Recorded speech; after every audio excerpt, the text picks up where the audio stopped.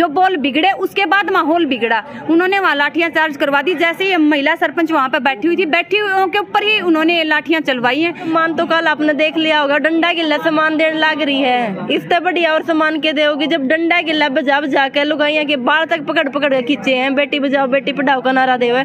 इससे घटिया सोच और क्या उसके भाई सरकार की। खुद तहसीलदार साहब ने बोला भी ज्ञापन मेरे को दे दो, तो सबने मना कर दिया। फिर दोबारा फिर तहसीलदार साहब आए प्रशासन के साथ आए। उस समय हमने बोला भी हम ज्ञापन डीसी साहब को देंगे, तो उन्होंने बोला कोई डीसी साहब नहीं आने वाले यहाँ, मेरे को ज्ञापन दे तो देना है तो अर्नी तो इनके ऊपर लाठियां चलाओ, इनको उठाओ यहाँ से, रास्ता खाली करवाओ। मतलब ये हमारे तहसीलदार साहब के बोल थे। जोड़ रहे थे भी बस बहुत हो गया ना करो, तो वो सारी महिला जो कांस्टेबल थी उसके पीछे लगी, उसको उन्होंने डीसी साहब की गाड़ी के ऊपर भी डाल के ना और फिर खूब पिटाई की उसको। मैं प्रशासन से पूछना चाहती हूँ, आप वहाँ गुंडागर्दी करने आए थे या स्थिति को संभालने आए थे? पर ये नारे देवे भाई विकास करांगे, बेटी बचाओ बेटी पढ़ाओगे, लेकिन मैं ये बताना चाहूँ 40 बलात्कारी सांसद इस सरकार में बैठे हैं और जो जितने रूल रेगुलेशन है सारी छोटी पंचायतों के ऊपर लागू करें। नुकवा राइट टू रिकूल मैं कहना चाहूँ इस देवेंद्र बबली ने, भाई तेरे काम तो हम संतुष्ट को नहीं, सबसे पहले राइट टू रिकूल तेरे ऊपर लागू होना चाहिए। वहाँ कोई तोड़फोड़ नहीं, शांति प्रिय हम बैठे रहे। हमारे पास सारी वीडियोग्राफी है, सारे फुटेज हमारे पास है। जो हमारे सरपंच भाइयों का ऐसे दौड़ा दौड़ा करके पशुओं की तरह उन्होंने पीटा है, सारी वीडियोग्राफी हमारे साथ है और महिलाओं के तो बाल तक खींचे गए प्रशासन द्वारा।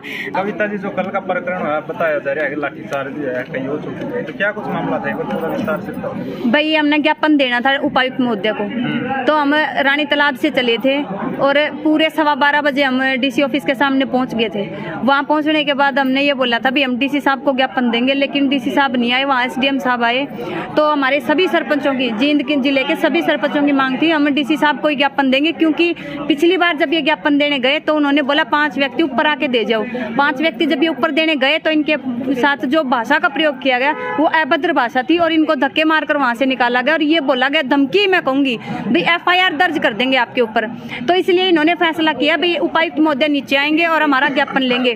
उसके बाद एसडीएम साहब के बाद फिर तहसीलदार साहब आए। तहसीलदार साहब ने बोला भी ज्ञापन मेरे को दे दो, तो सबने मना कर दिया। फिर दोबारा फिर तहसीलदार साहब आए प्रशासन के साथ आए। उस समय हमने बोला भी हम ज्ञापन डीसी साहब को देंगे, तो उन्होंने बोला कोई डीसी साहब नहीं आने वाले यहाँ, मेरे को ज्ञापन दे तो देना है तो अर्नी तो इनके ऊपर लाठियां चलाओ, इनको उठाओ यहाँ से, रास्ता खाली करवाओ। मतलब ये हमारे तहसीलदार साहब के बोल थे। जो बोल बिगड़े उसके बाद माहौल बिगड़ा। उन्होंने वहाँ लाठियां चार्ज करवा दी। जैसे ही महिला सरपंच वहाँ पे बैठी हुई थी, बैठी हुई के ऊपर ही उन्होंने लाठियां चलवाई हैं, तो उस वजह से माहौल ज्यादा बिगड़ गया। उसके बाद एक जो सिविल में थी हमारी लेडी महिला जो भी थी, वो हमें नहीं पता कौन थी कौन ना थी, उन्होंने एक भाई जो हमारे पास खड़े थे वो बार बार हाथ जोड़ रहे थे भी बस बहुत हो गया ना करो, तो वो सारी महिला जो कांस्टेबल थी उसके पीछे लगी, उसको उन्होंने डीसी साहब की गाड़ी के ऊपर भी डाल के ना और फिर खूब पिटाई की उसको छुटवाने के लिए हम सभी चले गए वहां पर, लेकिन उन्होंने उसको छोड़ा नहीं। वहां से पकड़ के वो डीसी साहब के ऑफिस के सामने ले आए, लेकिन वहां पर रोहतास जी ने उसको छुड़वाया। और उसके बाद जब उसको गाड़ी में डाल लिया ना, गाड़ी में डालने के बाद भी मतलब उसको इतनी बुरी तरह से पीटा है, मैं वो वीडियो क्लिप भी आपको दिखाना चाहूँ। तो वो भाई इतनी बुरी तरह से राम था भाई, जमा जनु डांगरा न मारे अकरा नहीं आपा नू पीट रखा था वो। उसमें गाड़ी में डालने के बाद भी उसके साथ ऐसे हाथापाई कर रहे थे। उसके बाद एक एक करके हमारे को सबको, पहले प्रियंका को लेके आए, फिर मेरे को लेके आए, फिर एक अपने जुलाना से खरेटी से महिला जो प्रधान है उनको उठा कर लेके आए। तो मैं तो नुकू तो मतलब अपना संविधान में जो चौथा स्तंभ है मीडिया, वो 2 मीडिया वाले भाइयों थी बिठा ठाकर ने उन्होंने उसमें डाल लिया और उन्होंने बार बार ये बोला भाई हम मीडिया वाले हैं, लेकिन वहां पर प्रशासन ने उनके साथ इतनी बर्बरता की, गाड़ी में डालने के बाद भी उनके ऊपर मार पिटाई ऐसी की। और एक ने तो धमकी दे डाली, भले ये उतारू मैं बेल्ट और फिर आज ये जो कर लिए जो कुछ करना हो। तो मैं प्रशासन से पूछना चाहती हूँ, आप वहाँ गुंडागर्दी करने आए थे या स्थिति को संभालने आए थे? एक 5 मिनट की बात थी, उपायुक्त महोदय अगर नीचे आके वो ज्ञापन ले लेते तो कोई झगड़ा ही नहीं था। हम सिर्फ ज्ञापन देने गए थे, ना तो कोई गोला ले रहे थे भाई, ना कोई बारूद ले रहे थे, ना कोई ऐसे हमारे पास सस्पेक्टेड चीज थी भाई डीसी साहब ऊपर तो नीचे आएंगे हम उन्हें उड़ा देंगे। एक जिले का उपायुक्त जिसकी कमान है भाई पूरे जिले की समस्याओं का समाधान करने का, वो जब नीचे आके अपनी जनता की बात नहीं सुन सकते, तो मैं उनसे पूछना चाहती हूँ किस लिए आप इस संवैधानिक पद पर बैठे हैं? आपको इस्तीफा दे देना चाहिए, छोड़ देना चाहिए ये पद। अरे भाई सबसे बड़ी बात यह होगी, उसने नीचे उसे रास्ते तक जाना था तो उसने लाठी चार्ज करवा कर रास्ता खाली करवाया, क्या उसका फर्ज नहीं था? वो 2 मिनट वहां लगा देता, ज्ञापन ले लेता, चला जाता, हमने कौन सा भाई उसकी पकड़ के बिठाना था? सबसे बड़ी शर्मनाक जो ये घटना है, सबसे बड़ी तो ये बात होगी भाई महिलाओं के ऊपर उन्होंने लाठी चार्ज की। किस उसके लिए की? अरे चौधर तो गामा की आए थी, छोटी सरकार की बड़ी सरकार से लड़ाई, और उपायुक्त महोदय के साथ तो हमारी कोई लड़ाई ही नहीं है, कोई व्यक्तिगत हमारी दुश्मनाई नहीं उनके साथ।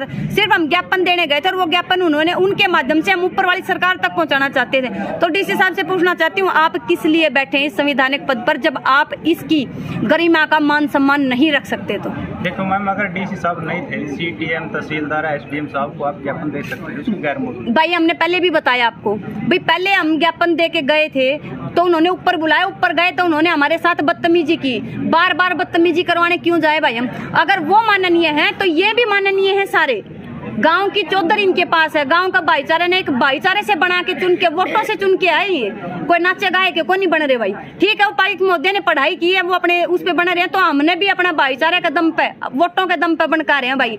छोटी सरकार की बड़ी सरकार से लड़ाई है। और मैं बताना चाहूँ, इस बड़ी सरकार ने, जब तक मिनी सरकार को आप काम की कमान नहीं दोगे तब तक आपका कोई विकास नहीं होने वाला। बार बार ये नारे देवे भाई, विकास करांगे, बेटी बचाओ बेटी पढ़ाओगे, लेकिन मैं ये बताना चाहूँ 40 बलात्कारी सांसद इस सरकार में बैठे हैं, और जो जितने रूल रेगुलेशन है सारी छोटी पंचायतों को ऊपर लागू करें। नुकवा राइट टू रिकूल, मैं कहना चाहूँ इस देवेंद्र बबली ने, भाई तेरे काम तो हम संतुष्ट को नहीं, सबसे पहले राइट टू रिकूल तेरे ऊपर लागू होना चाहिए। क्यों? सारी पढ़ाई की जो लगाई वो उसके एवज में इन्होंने इलेक्शन लेट करवाई। उसके बाद जो 50% महिलाओं का आरक्षण था उसके लिए इन्होंने 2 साल इलेक्शन लेट करवाए। और मैंने पूछना चाहूँ, उतना 50% आरक्षण देकर महिलाएं तो इलेक्शन तो लेट करवा दी, उनका मान सम्मान कौन करेगा? जब मैं तेरे दरबार पावे हैं तो उनके ऊपर लाठियां बांधी जावे। मैं पूछना चाहूँ, किस लिए आपने 50% आरक्षण दिया?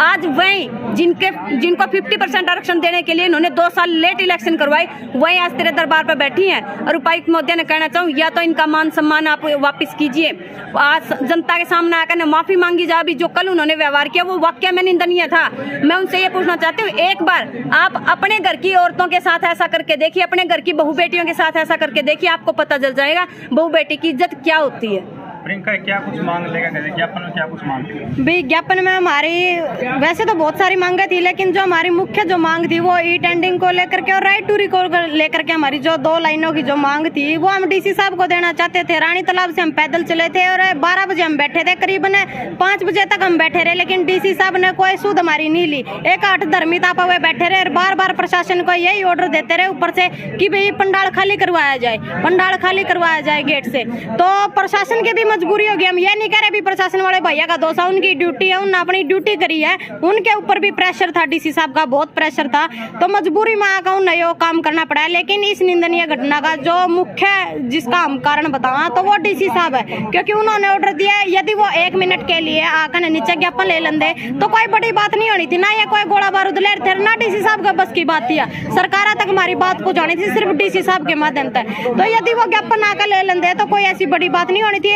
उल्टा मैं आपने बताना चाहूंगी भी जो डीएसपी साहब हैं रोहतास डूला, वो ये कह रहे हैं भी सरपंच ने उपद्रव कराया है, तोड़ फोड़ करी है, तो हम डीएसपी साहब को ये कह रहे हैं जी आप वीडियोग्राफी हमें दीजिए, सबूत दीजिए, यदि एक कांच का टुकड़ा भी सरपंचों ने तोड़ा हो तो वहाँ कोई तोड़ फोड़ नहीं, शांति प्रिय हम बैठे रहे, हमारे पास सारी वीडियोग्राफी है, सारे फुटेज हमारे पास है, जो हमारे सरपंच भाइयों को ऐसे दौड़ा दौड़ा करके पशुओं की तरह उन्होंने पीटा है, सारी वीडियोग्राफी हमारे साथ है, और महिलाओं के तो बाल तक खींचे गए प्रशासन द्वारा। हमारे अखबार की हेडिंग में भी, इतनी बड़ी हेडिंग में भी आई है, हमारे 70 साल की बुजुर्ग देखिए आप, ये तो चलो महिला सरपंच है उठा लिया कोई बात नहीं, हमारी 70 साल की बुजुर्ग को भी उठाया गया, उसके मतलब उसका तो दुपट्टे का भी नहीं पता था। किसने बाल भाई पुलिस वाले ने खींचे, जो कांस्टेबल थी, पुलिस कांस्टेबल थी, हाँ महिलाएं थी, उन्होंने खींचे हैं, और दुपट्टा का तो पता ही नहीं भाई जेंट्स ने खींचे है महिला ने खींचे, दुपट्टा कहीं था महिलाओं का, अपने बालों का नहीं पहना था भाई, क्या हो रहा है क्या नहीं हो रहा है, मतलब इस बुरी तरीके से महिलाओं का उठा कर ऐसे बसों के अंदर पटका गया है।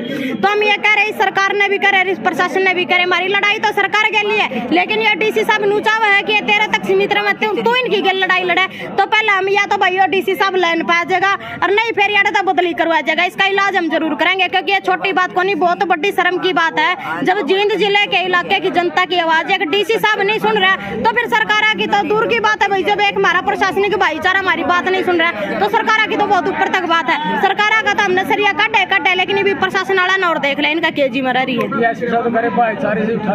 भाईचारा तो उठाया, आप वीडियो देखिए यो भाईचारा के फिर हम तोड़ा का पिटा यो भाईचारा तो हम भी बरत लेंगे प्रशासन वाला के लिए।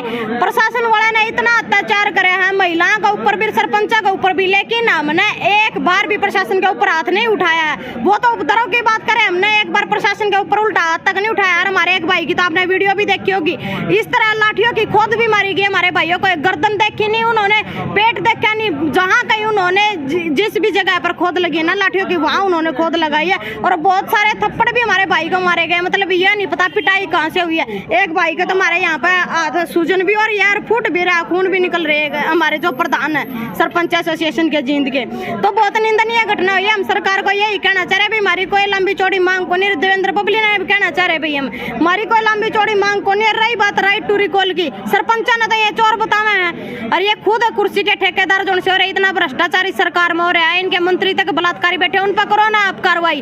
उनने उतारो ना, आप पद आता है उनने क्यों नहीं उतारे? बेटी बचाओ बेटी पढ़ाओ के सरकार नारे दे रही तो बेटियों की सुरक्षा के लिए उतारो। संदीप सिंह मंत्री को बर्खास्तगी करो। खट्टर साहब खतर बड़े शर्म की बात है, कल विधानसभा में ये कह रहे वो खुले दिल से कि भाई हम नहीं लेंगे इस्तीफा, नहीं लेंगे तो डूब का मर जाओ, कहीं शर्म लिहाज हो। तो खट्टर साहब का एक बलात्कारी ना पता पे बिठा रहे, 40 संसद इनके बलात्कारी बैठे, खेल मंत्री इनका बलात्कारी बैठा। देश का इतना बड़ा दुर्भाग्य हो गया कि हमारे खिलाड़ी भाई जोन से मेडल लेकर आने लग रहे उन्हें धरना पे बैठना पड़ गया। गांव की छोटी सरकार जो हुआ धरना पे बैठी, मतलब डूब का मरण का लेखा हो रहा है सरकार का। सरकार सरकुर तो कितने है कोनी, लेकिन लोगों की आवाज दबाना लठतंत्र बना रखा। लठा के दम पर लोगों की आवाज दबाई जा रही, जेला में डाला जा रहा, लेकिन ये आवाज दबने वाली नहीं है। खट्टर साहब को हम कह रहे, बबली साहब को भी कह रहे, सरपंच जब तक चैन से नहीं बैठेंगे, जब तक ये काले कानून इनके दोनों वापस नहीं हो जाते। और जहाँ कहीं हमारे भाइयों को किसानों की जरूरत पड़ेगी तो किसान भाई भी इनके साथ खड़े हैं, कंधे से कंधा मिला करके।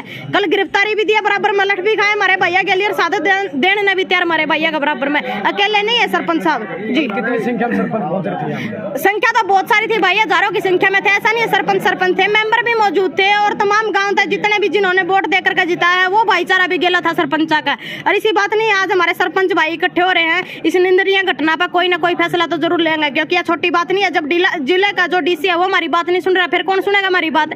या तो यो आड़े तो लाइन पे आ जाएगा, नहीं फिर यो पद छोड़कर ना अपनी बदली करवा जाएगा, लेकिन इस लाइन पे लेकर जरूर छोड़ देंगे। और रही बात भाई, शाम ने फिर न्यू मैसेज भेजा है, पहले लाठियां बंधवाई, मार पिटाई करवाई, और शाम ने न्यू मैसेज भेजा कि 5 भाई आकर मेरे के लिए बात कर लो। इतने तोड़े डीसी साहब के पैर चौड़े हो गए, ये कोई ना कोई फैसला होगा, इसका खामियाजा जिला प्रशासन को, सरकार को भुगतना पड़ेगा जी। ई टेंडरिंग का विरोध शुरुआत से क्यों हो रहा है? ई टेंडरिंग का विरोध नहीं हो रहा है भाई, मेरी बात सुनो। 2 लाख तक की सरपंचाती पावर दे दी, भले ये तो चोर बैठे बनता। पहले एक तो पहली बात तो ये तो अनपढ़ बैठे पदा पे, अरे इनती पढ़ी लिखी गामा की सरकार चाहिए। अरे पढ़े लिखे भाई चुनका गए, युवा भाई चुनका गए, तो ये भी इन चोर बता रहे, कुछ करना था पहले चोर बता रहे। भले ये तो गपले करेंगे, 20 लाख की पावर दे दी। अरे कुछ देखा तो देख ले, जो उनसे गपले करेंगे उनकी ठाका अंदर डाल दिया आप। पहले बनता पहले ही कुछ देना था, पहले इनको चोर बता रहे। सरासरी ये है कि 2 लाख तक की इनको पावर देकर 2 लाख रुपए में के भाई एक नाली भी कोनी बन दी। और जो ऊपर का माल खाओगे इनके रिश्तेदार खाओगे, जो उनसे ठेकेदार ने करे, ठेकेदार पता इनती विश्वास है, जो उनसे पता नहीं किस पर रिश्वत लेकर जो उनसे कमरे का अंदर बैठकर ड्राइंग बनाओगे, लेकिन गामा द्वारा जो चुने गए लोग उन पर सरकार ने विश्वास को नहीं। हम कहना चाहते छोटी सरकार की बड़ी सरकार तक लड़ाई होगी, पहले किसानों ने झुकाया, अभी हमारे सरपंच भाई झुकाओगे, और सारा गांव राम का भाईचारा इनके साथ है। यूं ना समझो कि सरपंच अकेले 1000-2000 वोटा तो जिता करके भेज रखे, सारा भाईचारा भी साथ है। जब एक खोल देंगे, जब सरपंच भैया के साथ खड़े मिलेंगे जी। रणनीति भाई जिस तरह भी मीटिंग होगी, इसमें कोई भी फैसला लिया जा सका, हो सका हरियाणा लेवल का भी कोई फैसला लिया जाए, लेकिन सरकार की मरोड़ जरूर कट के छोड़ेंगे जी। क्या नाम? मेरा नाम प्रीति देवी, जींद ब्लॉक से प्रधान जी। मैम क्या कुछ कहोगे? कल का जो प्रकरण था, कल का प्रकरण यही था जी। देखो, सबसे पहले हमने शांतिपूर्ण, हमारा 1 महीने से धरना चल रहा है, और हमने डीसी साहब को अपने ब्लॉक लेवल पे ज्ञापन दिया था। पहले हमारी 5 मेंबर की कमेटी बनाई गई, एसडीएम लेने आए थे कि हमने मना कर दिया, भाई एसडीएम को नहीं देंगे। फिर हम ऊपर गए थे, 5 मेंबर की जो कमेटी थी, उन्होंने हमारे साथ इतने गलत तरीके से बात की ना कि आप क्या FIR करा देंगे। ऋषिपाल जी हैं जो हैबतपुर से सरपंच है, उनको बोला कि आप सर्वसम्मति से सरपंच बने हुए, आपको घमंड है, इसलिए आप ये सब कर रहे हो। लेकिन फिर हमने अपने जींद डिस्ट्रिक्ट लेवल पे ज्ञापन देने की, हमारे जो 8 ब्लॉक हैं उनके सभी प्रधान आए हुए थे, और हमने ये जो रानी तालाब के पास हमारा नेहरू पार्क है वहाँ से यहाँ तक आके पैदल यात्रा करके फिर हमने यहाँ पे बैठ के मतलब अपने उपायुक्त जी हैं उनको बुलाने के लिए कि हम डीसी साहब को ही अपना ये जो ज्ञापन है उन्हीं को देंगे। लेकिन ऐसा नहीं हुआ। 5 घंटे बैठने के बाद भी हमारे वहाँ से कोई आश्वासन नहीं आया। जो तहसीलदार हैं हमारे, उन्होंने ऊपर से आके ये बोला कि प्रशासन को आपने अभी तक 5 घंटे क्या किया है, क्या किया। डीसी साहब ने ऊपर से ऑर्डर दिया, फिर उन्होंने हमारे ऊपर, लेडीज थी जो बुजुर्ग महिलाएं थी, उनके ऊपर लाठी चार्ज करवाया है। और जो हमारे भाई थे सरपंच, उनको भी बहुत डंडियों से, मतलब इनके लठापने देखे ही होंगे सब कितनी पिटाई की है। महिलाओं की ये नहीं बताता कि भाई चुन्नी कहाँ है, बाल पकड़ के खींचे गए हैं, जुत्ती कहाँ है, चप्पल कहाँ है, सब मतलब इतनी निंदनीय घटना थी ना। ये डीसी ने पूरा गुंडा बिठा रखा है जी। सबसे पहला तो इसका इलाज कराएंगे और फिर बाद की बाद में हमारी जो मीटिंग चले वो देखेंगे।